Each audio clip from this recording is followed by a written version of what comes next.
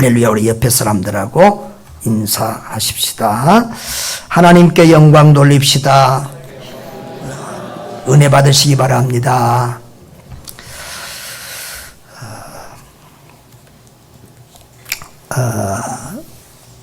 나이가 들어가고 또 신앙의 연륜도 더해가면서 자꾸 생각하는 것이 어떻게 믿는 것이 잘 믿는 것일까? 또 어떻게 사는 것이 잘 사는 것일까? 이런 생각을 자꾸 하게 됩니다. 또 남은 생애를 어떻게 내가 살고 달려가야 주님 앞에 서는 날 잘하였도다, 착하고 충성된 종아라고 칭찬을 받을 수 있을지 더 많이 생각하고 기도하게 됩니다. 여러분, 어떤 사람이 진정으로 성공한 삶을 사는 사람일까요?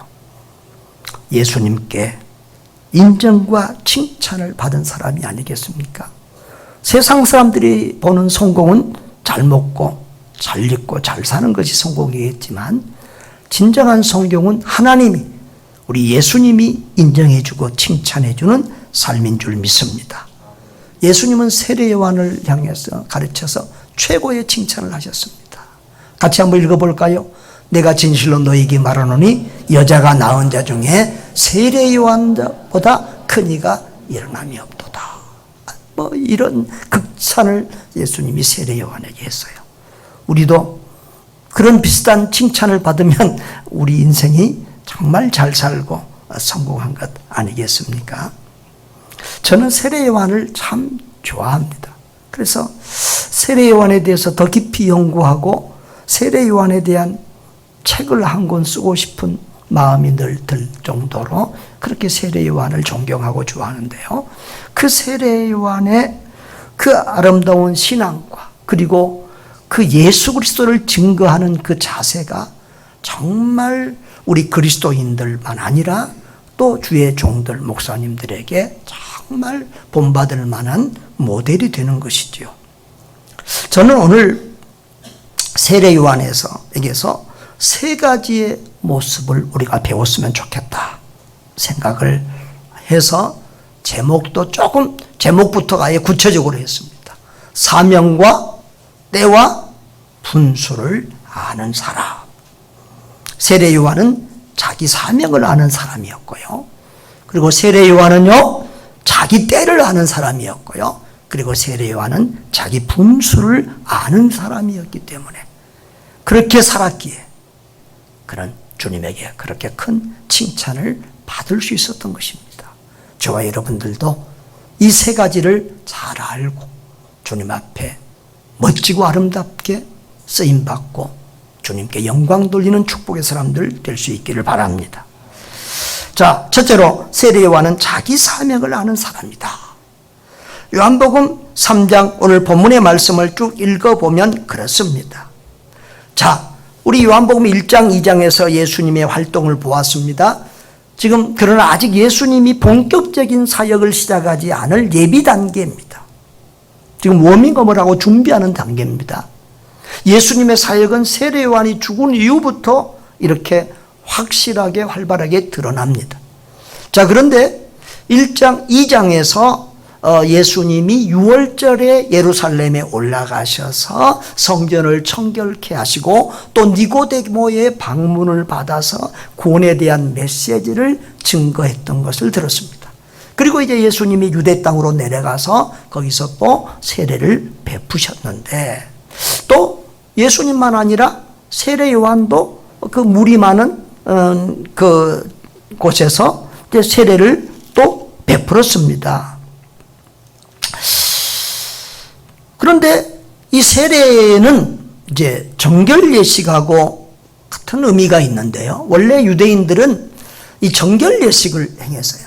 그러니까 밖에서 들어가도 발을 씻고, 또 음식을 먹을 때도 손을 씻고, 성전에 들어갈 때도 손발을 씻고, 그래서 그렇게 몸과 마음을 깨끗하게 한다는 이런 정결 예식을 했는데, 이 세례가 바로 죄를 씻는다는 그런 정결 의미로 주어지는 것이었기 때문에 이런 이제 그런 얘기를 하면서 왜 사람들이 예수님에게로 많이 가는가? 예수님이 행하신 세례가 세례 요한의 세례보다 더 진짜인가? 이런 어떤 변론들을 하지 않았을까 싶습니다. 그래서 제자들이 이제 세례 요한의 제자들이 세례 요한에게 이렇게 말씀합니다. 3장 26절에 보면 같이 한번 읽어보겠습니다. 그들이 요한에게 가서 이르되 랍비여 선생님과 함께 요단강 저편에 있더니 곧 선생님이 증언하시던 네가 세례를 베풀매 사람이 다 그에게로 가더이다 그랬어요. 그러니까 지금 세례 요한의 제자들은 예수님께로 간 제자들도 있어요. 응? 안드레나 요한이나 이런 사람은 예수님께로 세례 요한의 그런 증언을 듣고 예수님께로 간 사람들, 이 사람들은 계속해서 세례 요한에게 남아있고 세례 요한을 따라다니는 사람들이에요. 세례 요한이 예수님께 세례를 줬고 또 예수님을 증거하니까 세례 요한이 오히려 더 큰 사람이 아닌가 이런 생각을 하고 지금도 세례 요한을 따르고 있을 것입니다. 그런데 지금 전세가 역전돼 가는 거예요. 사람들이 예수님께로 더 많이 몰려가고 세례 요한은 그 유명하고 그 아주 세상을 떠들썩하던 세례 요한에게 오는 사람들은 점점 작아지는 거예요. 그걸 보고 어떻게 보면 시샘이 나기도 하고 자기들의 앞일이 불안하기도 하고 야 우리 스승을 잘못 택했나? 우리도 일찍 저리 배를 타고 저쪽으로 갔어야 되는데 잘못 줄을 섰나? 이런 생각도 들었을 것입니다. 그래서 이제 스승에게 이런 말을 하게 된 거예요. 자, 그런데 세례 요한의 답은 의외로 그 제자들의 기대와 달랐습니다. 내가 말한 그 27절에 보면 뭐라고 그랬어요? 27절에 만일 하늘에서 주신 바 아니면 사람이 아무것도 받을 수 없느니라. 다시 말하면 지금 이렇게 전세가 역전되고 예수님에게 사람들이 몰려가고 이런 것은 다 하나님이 하신 일이고 하나님의 뜻대로 하나님의 지금 구원 역사에 따라서 하나님의 계획대로 되어진 일이다. 그러면서 내가 이전에도 말하지 않았더냐 38절에서 나는 그리스도가 아니요 그 그리스도 앞에서 그를 준비하기 위해서 보내심을 받은 자라고 하지 않았더냐. 내가 그렇게 증거해왔던 것들처럼 너희들도 내 제자된 너희들도 그렇게 앞으로 이 증거의 사명을 예수가 그리스도고 메시아라고 우리 스승 세례 요한은 메시아가 아니고 그리스도를 증거하던 앞잡이요 소리꾼에 불과하다고 너희들도 그렇게 증거해야 된다고 말합니다. 자, 저는 세례 요한에 대해서 이렇게 생각을 하면서 가진 궁금증이 한두 가지가 있어요. 자, 세례 요한이 예수님을 누구라고 그랬어요? 그리스도라고 그랬어요. 하나님이라고 그랬어요. 자기보다 앞서 있는 자고 성령으로 세례를 주는 사람이고 자기는 그 예수님의 신발끈을 풀기도 부족한 사람이라고 그랬어요. 그렇다고 하면 예수님의 제자로 가야 되지 않겠어요? 자신이? 자기 제자들까지 다 데리고 예수님의 제자로 가야 되지 않겠어요? 그런데 지금 자기 따로 지금 세례 주고 사역하고 있다고요.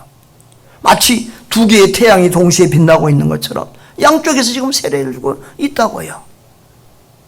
이상하지 않아요? 나만 이상한가? 근데 어디에도 답이 없어요. 세례 요한도 죽었으니까 물어볼 수도 없어요. 근데 묵상하는 가운데 제가 느끼는 깨달음은 그래요. 아직은 예수님의 그 사역이 이렇게 온전하게 오픈될 때가 아니고 아직 사람들 속에서 예수님에 대한 신뢰도가 그렇게 크지 않아요. 그래서 유명하고 그 당시에 사람들의 신뢰를 받는 세례 요한이 이렇게 따로 사역하면서 예수가 메시아다. 저분이 진짜다. 이렇게 또 밖에서 측면 증거를 하면서 이렇게 도와주는 것이 훨씬 더 효과적이다는 거죠. 교회도 그러잖아요.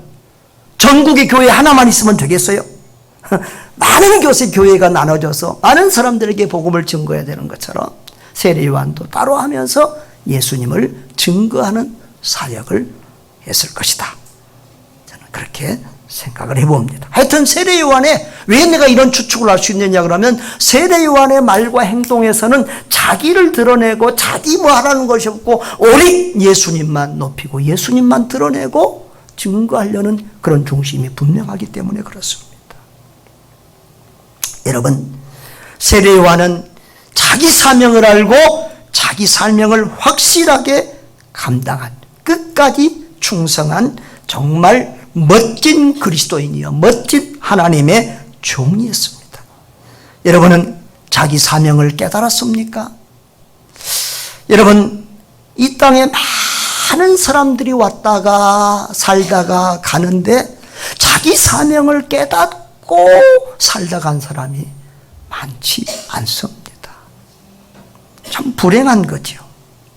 여러분, 사람은 3번 태어나야 된다고 제가 누누이 자주 말씀하는데요. 첫 번째는 육으로 태어난 겁니다. 그것은 누구나 다 태어나는 겁니다. 그런데 그 중에서 어떤 사람? 거듭난 사람, 영적으로 태어난 사람이 있습니다. 요한복음 3장에서 거듭남 중생이란 말이 계속해서 나왔고 예수님이 가장 강조했던 일입니다. 2번 태어나야 된다. 니고데모야, 너는 다시 태어나야 된다. 거듭나야 된다. 이 거듭난다는 말이 한문으로 중생이라고 그랬죠. 그것은 예수 그리스도의 영인 성령이 우리 가운데 오실 때 거듭남 중생이라고 그래요. 그 거듭나면, 중생하면 예수 그리스도가 믿어져요. 예수님이 이 땅에 오신 것이 나를 위해서 오셨고 나의 죄를 대신 지고 십자가에서 고난받고 죽으셨다는 것이 믿어져요. 이게 성령의 역사로 되는, 이런 사람을 거듭난 사람이라고 그래요. 거듭나면 지금 죽어도 천국 갈 수 있다. 내 죄가 사함 받았다. 나는 지금 죽어도 천국 갈 수 있다. 나는 하나님의 자녀다 라고 하는 그런 믿음과 고백이 생겨요. 그런데 거기서 끝나면 안 돼요. 거기가 성공이고 거기가 우리의 신앙의 끝이라고 그러면 우리는 예수 믿고 구원받는 순간 다 죽어서 천국 가야지요. 이 힘든 세상을 왜 살아요? 천국이 훨씬 좋은데. 그런데 우리가 믿고 난 다음에서, 구원받고 난 다음에서 계속 이 땅에 남아있다는 것은 우리에게 사명이 있기 때문에 그래요. 그 사명이 무엇인가? 그것을 깨닫고 사는 것이 중요합니다. 여러분, 모든 그리스도인은 사명을 받은 사람들이에요. 우리가 그런데 인생을 잘못 살면은 주님 앞에 섰을 때, 야, 너는 부지런하게 살고 착하게 산 것 같은데 내가 하라는 일은 안 하고 헛일만 열심히 하다 왔구나. 그렇게 책망받을 수가 있다는 것입니다. 여러분, 인생을 잘 사는 비결은, 예수를 잘 믿는 비결은 열심히 사는 것보다 더 중요한 것은 사명을 깨닫고 그 일에 끝까지 집중하는 것입니다. 여러분, 모든 그리스도인은 사명을 받은 사람들이에요. 그래서 세부적으로는 다 각각 사명이 좀 달라요. 오늘 우리는 종교개혁주의인데요. 종교개혁주의자들은, 종교개혁자들, 루터, 칼빈, 쭈빙글 이런 사람들은 타락하고 변질된 당시의 가톨릭 교회를 향하여 교회의 부패를 지적하고 주님이 원하시는 원래의 그 교회, 참된 교회로 돌아간다고, 가야 된다고 소리를 질렀어요. 목숨을 걸고 그 일을 했어요. 그것이 5가지 명제가 있었는데요. 자, 우리 한번 종교개혁의 5가지 강령, 명제를 한번 볼까요? 첫째가 뭐예요? 오직 성경. 둘째, 오직 믿음. 그 다음에 오직 은혜. 오직 그리스도. 오직 하나님의 영광. 전에 제가 자주 설교했기 때문에 오늘은 이렇게 간단하게 지나갑니다. 이런 명제를 걸고 참된 교회운동, 참된 복음운동에 자기 인생을 걸었습니다. 그게 사명이기 때문에 그렇죠. 어떤 사람들은 예수 믿은 것 때문에 우리나라를 떠나서 외국으로 가서 사역하는 선교의 사명을 감당하는 분들이 있어요. 여러분, 한국에서 예수 믿고 사는 것이 최고로 편한 일입니다. 한국처럼 지금 편리하게 잘 먹고 잘 사는 나라가 없다는 것을 여러분이 아실는지 모르겠습니다. 이번 주에도 우리 선교사님들 리트릿 하는데 남원에서 하는데 잠깐 다녀왔습니다. KTX로. 저는 KTX를 주신 하나님께 얼마나 감사한지 몰라요. 그 KTX 타면 뭐 부산이고 대구고 어디고 간에 하루에 다 갔다 와요. 자, 그런데 이 선교사님들이 이 평생 수십 년 하는데 딱 한 번 이제 교단에서 그 아레날이라고 해서 리트릿을 해줘요. 그런데 이 수십 년 동안 저희 선배들도 이번에는 여러 명 있더라고요. 필리핀에 사회 가신 분도 있고, 심지어는 포르투갈에서 사회 가신 분도 있어요. 근데 그 선진국, 얼마나 우리가 볼 때는 유럽 잘 사는 것 같지만, 한국 땅에 대해서 한국의 편리함과 그 경치와 자연 풍경들이 얼마나 그분이 감격하고 감사하고 정말 말할 수 없는 감사 기쁨을 그 글로 이렇게 댓글로 올리는 것을 보면서 정말 다시 한번 또 정말 우리 선교사님들에게 이런 시간이 얼마나 좋은 것이고 필요한 것인지를 깨닫게 됐는데요. 여러분, 정말 우리 한국이 얼마나 잘 살고 얼마나 편리하고 얼마나 풍요롭고 얼마나 자유로운지 저는 온 세계에서 예수 믿기에 한국처럼 좋은 나라가 없다고 생각해요. 그런데 예수 믿고 한국에서 그렇게 살면 되는데 왜 저 가난한 나라, 어려운 나라, 힘든 나라 가서 선교사들로 가서 고생하냐고요. 말도 안 통하는 데 가서 외국말 배워가면서 음식도 안 맞는데 그 고생하면서 비자도 안 주는데 쫓겨가면서 예배도 마음대로 드릴 수 없고 전도도 마음대로 할 수 없는 왜 그런 곳에 가서 고생을 해야 되느냐고요. 사명이기 때문에 그래요. 또 선교지도요. 저 뭐 캄보디아나 이런 또 동남아 이런 어떤 나라들은 마음대로 가서 사역하고 비자 문제도 없고 또 조금만 주고 베풀고 나눠주고 하면 막 사람들이 애들이 모이고 이런 재밌는 나라가 있어요. 그런 나라는 한국에서 사역하는 것보다 더 재미있을 수 있어요. 그런데 그런 나라가 아니고 자 이슬람권 정말로 평생에도 한 영혼 전도하기도 어렵고 숨어서 목숨 걸고 예배드려야 되는 그런 이슬람권, 힌두권, 불교권, 공산권 저 북녘 땅에 이런데 왜 그런 사역을 해야 되느냐는 거예요. 하나님이 주신 사명이기 때문에 그래요. 자, 사람마다 사명이 조금씩 다르지만 그런데 우리 모든 그리스도인이 받은 공통적인 사명이 있어요. 그것은 하나님의 나라 건설과 확장이 우리의 사명이에요. 주의 몸된 교회를 섬겨야 될 사명을 우리는 받았어요. 또 예수 구원, 이 천국 복음 전파를 통해서 민족을 구원하고 세계를 구원해야 될 사명을 받은 사람들인 줄 믿습니다. 하나님의 나라와 의를 먼저 구하면서 한 영혼이라도 더 구원하는 일에 마음과 뜻과 힘과 목숨을 바쳐야 될 사명을 받은 사람들인 줄 믿습니다. 그것이 우리의 공통 사명이에요. 그래서 사도 바울은 사도행전 20장 24절에서 내가 달려갈 길과 주 예수께 받은 사명 곧 하나님의 은혜의 복음을 증거하는 일을 마치라면 나의 생명조차 조금 더 귀한 것으로 여기지 아니한다 그랬어요. 왜 사도 바울이 위대합니까? 왜 위대하게 쓰임받았습니까? 자기 목숨도 아깝지 않는 그런 사명을 발견하고 죽을 때까지 그 사명의 길로 달려갔기 때문에 그렇습니다. 고린도서 9장 17절에도 내가 자유로 행하면 상을 얻으리요 내가 자유로 한다 아니할도록 나는 사명을 받았노라. 내가 주의 일하면서 자랑할 것도 없고 드러낼 것도 없다. 이것은 내 사명을 받은 일이기 때문에 마땅히 이 복음을 전파하고 이 복음을 위해 살다 죽어야 된다. 그렇게 고백하고 있는 것이죠. 저와 여러분도 사명을 깨닫고 사명의 삶을 살다가 주님 앞에 설 수 있기를 주님의 이름으로 축원합니다. 둘째로 세례 요한은 자기 때를 아는 사람입니다. 자, 세례 요한은 그 제자들의 질문 앞에서 뭐라고 말하세요? 그는 흥하여야 됐고 나는 쇠하여야 됐다 그랬어요. 자, 26절을 먼저 보면은 자, 제자들이 선생님, 그 선생님에게 세례받았던 그분 있지요? 사람들이요, 그분에게로 다 몰려가고 있어요. 이러는 거예요. 이것은 무슨 얘기예요, 지금?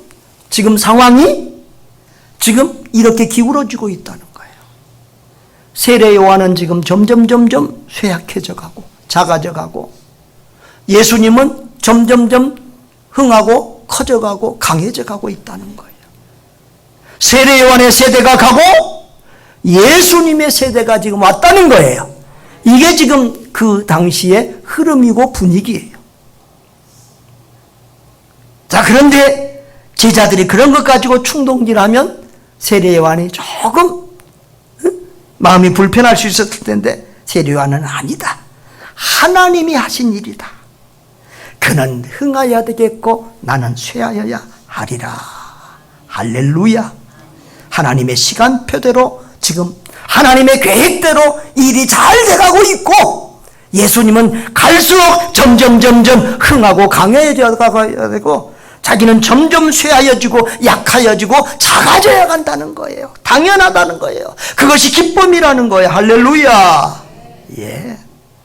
이렇게 세례 요한은 자기 때를 알고 자기가 물러가야 되고 자기가 사라져야 될 때를 알고 있는 거예요. 여러분, 예수님의 사역을 보면 예수님이 언제부터 본격적으로 사역하시는 줄 알아요? 세례 요한이 옥에 갇힌 후부터. 마가복음, 마태복음에 잘 기록이 됐는데요. 마가복음 1장 14절 15절 한번 같이 읽어보겠습니다. 시작.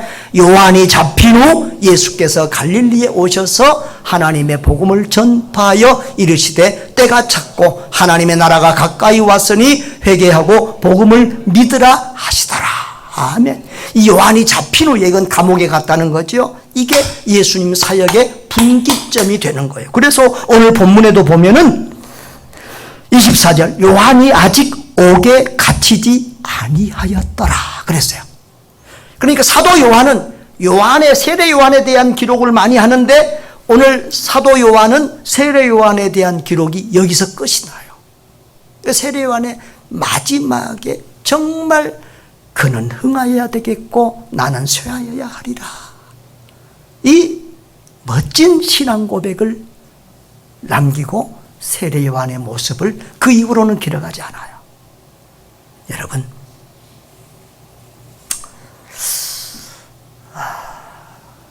또 하나의 질문이 있어요. 나는 호기심 천국이거든요, 별명이. 여러분, 세례 요한이 어떻게 죽었어요? 성경을 아는 분들은 알죠.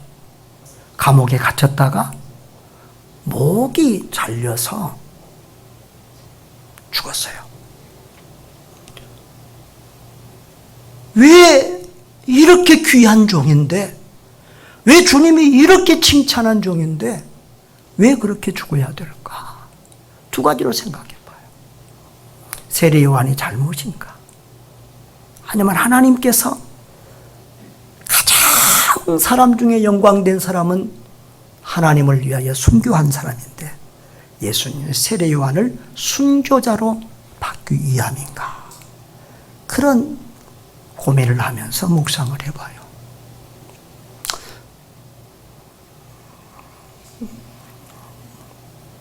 그런데 이것도 세례 요한이 죽었으니까, 성경에 기록이 안 돼 있으니까 이유를 잘 모르는데, 아니 세례 요한이 뻔히 알면서 왜 계란으로 바위를 쳤을까? 그 당시에 뭐 왕들이나 뭐 권력자들이 뭐 부패하고 더럽고 뭐 도덕적으로 윤리적으로 더럽게 사는 것은 비일비재한 일인데, 헤롯이 뭐 자기 동생 부인 제수하고 뭐 재혼했다고 뭐 결혼했다고 해서 그걸 가지고 그렇게 공중 사람들 앞에서 막 왕을 그냥 그렇게 강하게 비난하고 비판하고 그러면 뻔하게 자기가 끌려가고 감옥에 갇히고 잘못하면 죽일 수 있다는 사실을 알겠어요, 모르겠어요? 알 거예요. 그리고 세례 요한은 뭐 제자들이 있어도 군인들도 아니고 헤롯 임금 앞에 자기는 뭐 꼼짝할 수 없는 그런 약자임에도 불구하고 왜 그렇게 했을까? 물론 세례요한의 어떤 그런 어떤 어떤 강한 그런 어떤 죄에 대해서 지적하는 그런 메시지와 그런 성품도 있겠지만 어찌 보면 자기가 물러나야 될 때를 알고 그렇게 역사의 뒤로 사라진 건 아닐까? 이것은 성경에 기록된 것도 아니고 내가 세례 요한에게 들은 것도 아니고 그냥 내 생각일 뿐이니까 여러분도 참고만 하시라고요. 아무튼 중요한 것은 세례 요한은 자기 때를 아는 사람이다.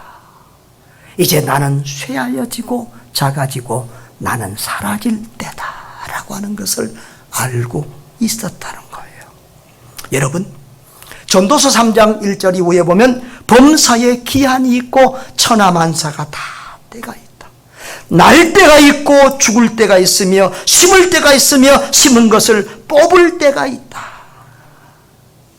그래서요, 세례 요한은 자기가 죽을 때를 알고 있었다.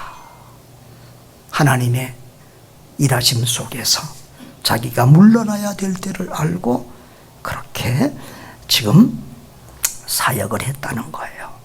여러분, 이 주의 일을 하면서 이 때를 잘 분별하지 못해서 일을 망치는 사람들이 많이 있어요. 여러분, 우리가 죽기 살기로 열심히 일을 해야 될 때가 있고 또 일을 내려놓고 물러나야 할 때가 있어요. 이 물러나야 할 때를 바로 열심히 사는 것도 중요하지만 물러나야 할 때, 사라져야 할 때를 바로 알고 처신해야 인생을 마지막까지 잘 마무리하고 하나님의 일도 마무리까지 잘하게 되는 줄 믿습니다. 정치인들도 제때 안 물러나가지고 참 부끄럽게 되는 사람들도 많고요. 목사님들도 제때 물러나고 이런 것들을 잘 못해가지고 평생 목숨 걸고 쌓아왔던 그 귀한 일들을 그 목숨 걸고 세웠던 교회를 헐고 나누고 갈라지게 하는 아픈 일들을 우리가 보고 있잖아요. 선교사님들도 마찬가지예요. 제가 선교사로 초년생으로 있을 때 우리 선교의 귀한 선배님, 저 합동 측에 그 선교 모든 것을 관할하던 그 강 선교사님이 와서 그래요. 현지인은 흥하고 선교사는 쇠하여야 된다. 이 세례 요한의 말을 빗대어서 선교를 이야기했는데 그 말이 제게 참 가슴에 와닿았어요. 맞다. 선교사는 쇠하고 현지인은 흥해가야 된다. 처음에는 우리가 참 그들이 모르니까 주도적으로 일하고 가르쳐야 되지만 그들을 키워서 점점 그들을 세우고 우리는 뒤로 물러나야 된다. 그리고 그들에게 다 넘겨줘야 된다. 이것이 선교의 원리거든요. 그런데 우리 한국 목사님들은요, 너무 열심히 특심이에요. 또 주도적으로 일을 해야 돼요. 그래서 끝까지 버티고 하다가 어떨 때는 제자들이 스승 고발해서 추방당하고 이런 일들도 많이 있어요.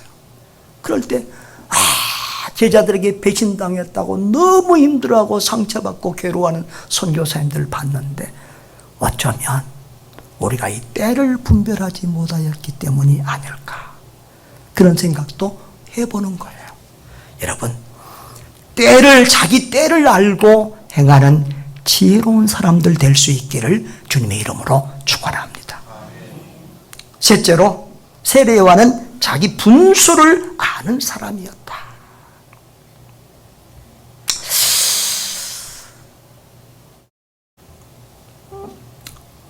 여기 27절에 아까도 말했지만 하늘에서 주신받지 않으면 이게 할 수 없다. 또 28절에도 나는 그리스도가 아니다. 29절에도 나는 신랑이 아니고 신랑의 들러리로서 신랑이신 우리 주님이 잘되고 흥하니까 나는 너무 기쁘고 이런 기쁨으로 충만하다. 할렐루야. 예수님은 흥하고 나는 쇠해야 된다. 망하고 없어지고 사라져야 된다. 그렇게 말하는 거예요. 또 요한복음 1장 27절에서는 뭐라고 그랬어요? 나는 그의 신발끈을 풀기도 감당치 못할 그런 미천한 종이다라는 거예요. 여러분, 대부분 이렇게 주석이나 또 목사님들 설교집을 보면 세례 요한의 이런 모습을 겸손이란 단어로 표현을 해요. 그런데 저는 겸손이란 단어가 여기서 조금 뭔가 부적절하다는 느낌을 자꾸 받는 거예요. 겸손으로 세례 요한의 이런 모습을 설명하기는 조금 부족하다. 이것은 세례 요한이 나는 자기의 본분을 깨달았기 때문이 아닐까. 자기의 위치, 주님 앞에서 자기가 마땅해야 될 도리를 깨달았기 때문이 아닐까. 이런 생각을 하다가 좋은 단어 하나를 찾았어요. 분수. 겸손이라는 단어는 상대방을 높이고 존경하고 자기를 낮추는 거고, 분수는 뭐예요? 사물을 분별하는 슬기, 또 자기 분수, 자기 신분에 맞는 그런 한도를 얘기한다고 이렇게 이제 그 사전에 보니까 그렇게 돼 있는데요. 이 겸손이라는 단어는 오히려 사람과 사람 관계 속에서 사용하면 더 적절할 것 같고요. 하나님과 우리 사이에서는 조금 이게 안 맞는 단어다, 그런 생각이 들어요. 왜냐하면 하나님 앞에서, 창조주 하나님 앞에서 피조물된 내가 낮추고 또 낮춘다고 그것을 겸손이라고 말할 수 있겠어요? 당연한 거 아니겠어요? 흠도 티도 없는 거룩하신 하나님 앞에서 우리 인생들이 나는 죄인입니다, 죄인 구수입니다, 낮춘다고 그 사람을 겸손한 사람이라고 말할 수 있겠어요? 당연한 거 아니겠어요? 그러니까 자기 분수를 아는 사람이다, 자기 위치를 아는 사람이다, 이렇게 세례 요한에 대해서 평가하는 게 훨씬 내가 볼 때는 세례 요한도 기뻐할 것 같아요. 세례 요한이 겸손합니다. 뭘 내가 겸손해? 세례 요한이 그렇게 말할 것 같아요.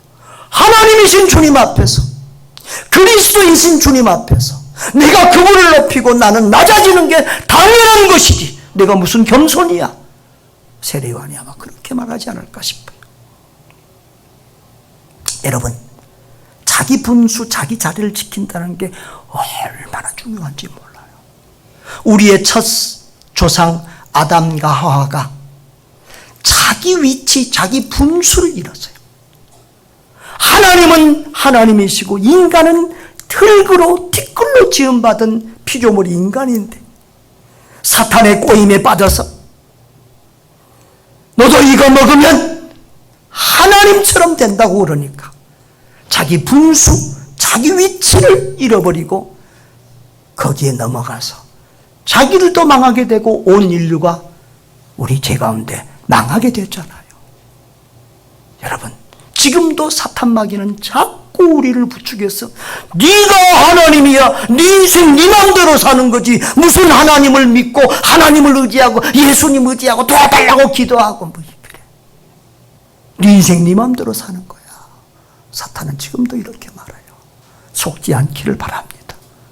하나님은 하나님이고 인간은 죄인이고 피조물일 뿐입니다.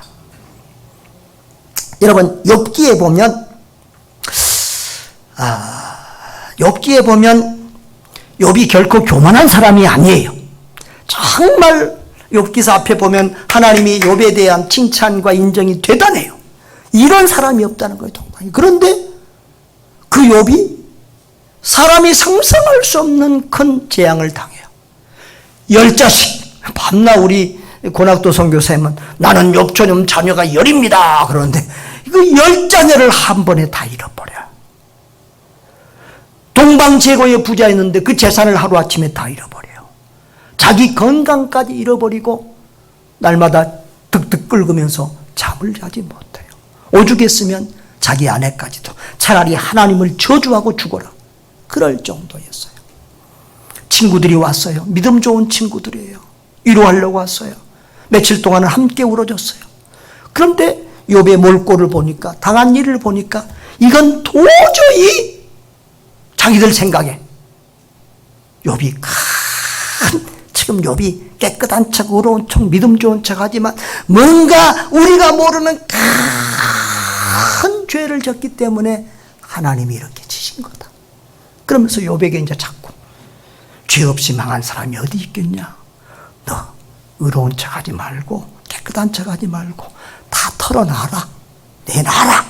이렇게 자꾸 말하는 거예요. 그러니까 욥이 점점 화가 나는 거예요.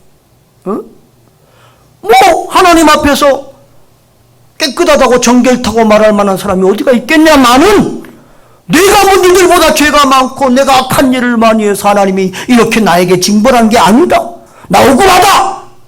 이러니까 이제 친구들은 또 욥에게 죄를 토설하라, 숨기지 말고 토설하라고 그러고만 자꾸 하니까 서로 간에 이제 싸움이 된 거예요. 그래서 막 그게 이제 38장까지 계속해서 이제 서로 이제 죄 있다 없다 막 그렇게 싸워요. 그러다 보니까 욥이 점점 자기 의의를 주장하고 나는 하나님 앞에 이런 벌을 받을 만한 적이 없다. 하나님 나 억울합니다. 하나님 나 좀 보여주세요. 왜 하나님 나를 이렇게 치십니까? 이렇게 이제 나가잖아요. 하나님이 38장에서 나타나요. 하나님이 친구들에게 나타나는 거 욥에게 나타나요. 욥에게 한마디도 욥이 고난받는 이유에 대해서는 말하지 않고 계속해서 질문해요. 욥아, 내가 이 우주를 창조할 때, 이 기초를 놓을 때 너 어디 있었느냐?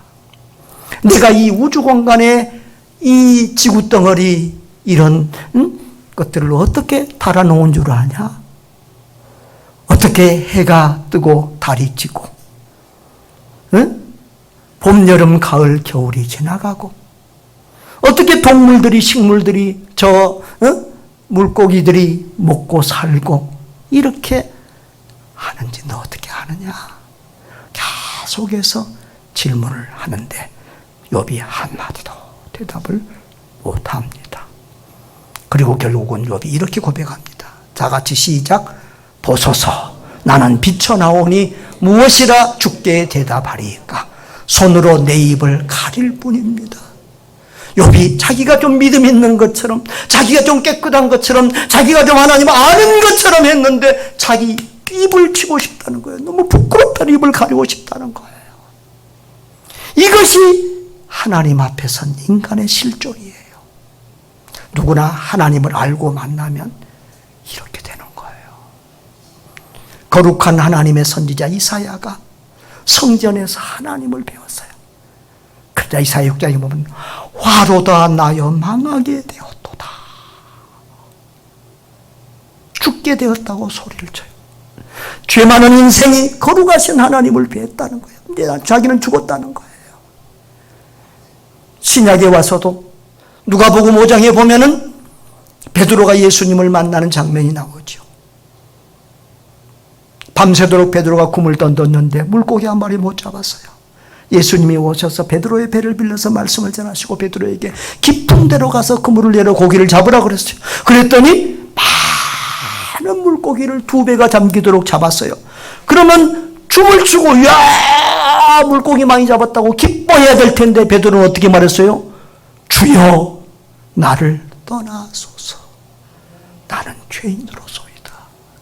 그때 베드로는 예수님이 그냥 인간이 아니라 저 갈릴리 바다 속을 혼이하시고 갈릴리 바다의 물고기 자연 만물을 당신의 마음대로 통치하고 다스리시는 하나님인 것을 깨닫게 된 거예요. 여러분, 위대한 하나님의 사람 사도 바울은 율법주의자였어요. 바리새인이었어요. 자기는 율법을 철저히 지키고 자기는 의롭고 경건하고 죄 없는 사람이라고 생각했어요. 그런데 그래서 그는 이 그리스도인들을, 예수 믿는 사람들을 잡아다가 감옥에 가두는 이런 일을 했던 사람이에요. 그런데 그가 예수님을 만났잖아요. 예수님을 만나고 나니까 죄인 중에 내가 괴수로다. 죄인 중에 내가 괴수로다 라고 고백을 하는 거예요. 할렐루야. 이게 예수님을 바로 만난 사람들의 자세예요. 세례 요한은 지금 자기가 일부러 겸손하기 위해서 쇼를 하고 저분은 어떤 사람이다. 나는 신발 끈도 풀을 사람 자격도 없는 사람이다. 그는 흥해야 돼. 나는 쉬어야 된다. 일부러 겸손하기 위해서 그런 제스처로 그런 말을 한 게 아니에요.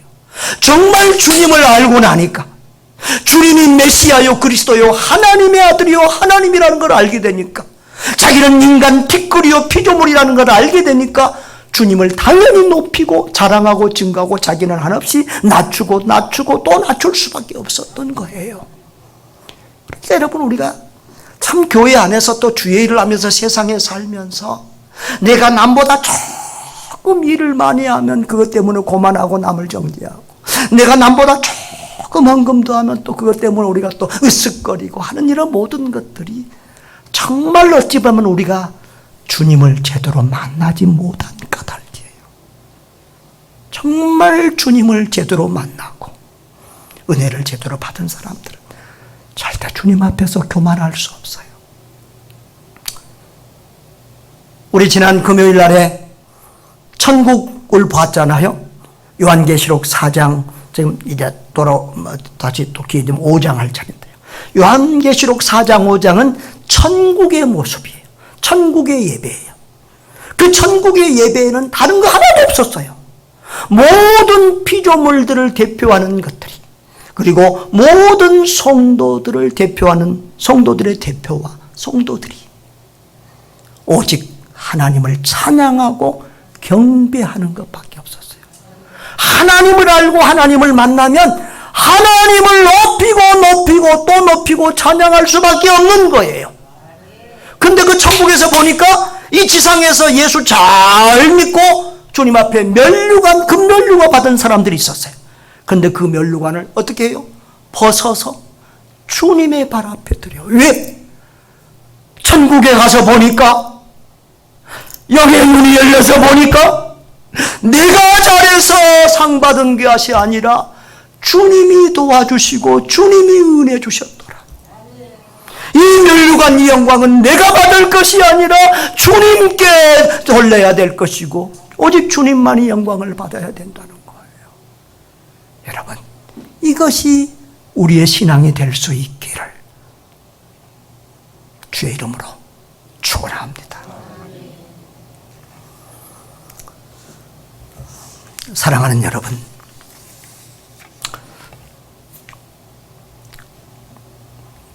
저와 여러분도 예수님에게 참 세례 요한같이 여자가 낳은 자 중에 이보다 더한 사람이 없다, 이런 비슷한 칭찬을 좀 들어야 되지 않겠습니까? 그러기 위해서는 세 가지 사명을, 세 가지 비밀을 바로 알아야 됩니다. 첫째로는 자기 사명을 알고 사명에 끝까지 충성해야 된다는 것입니다. 두 번째로는 때를 알고 지혜롭게 행해야 된다는 것입니다. 세 번째로는 분수를 알고 겸손하게 행동해야 된다는 것입니다. 우리 세 가지 한번 크게 한번 외쳐볼까요? 사명을 알고 사명에 충성합시다. 때를 알고 지혜롭게 행합시다. 분수를 알고 겸손하게 행동합시다. 이렇게 자기 사명을 알고 자기 때를 알고 자기 분수를 알고 충성하는 하나님의 사람들 될 수 있기를 바랍니다. 그리하여 주님 앞에 섰을 때에 인정과 칭찬을 받는 참 신앙의 성공자, 참 민생의 성공자들 되시기를 주님의 이름으로 축원합니다.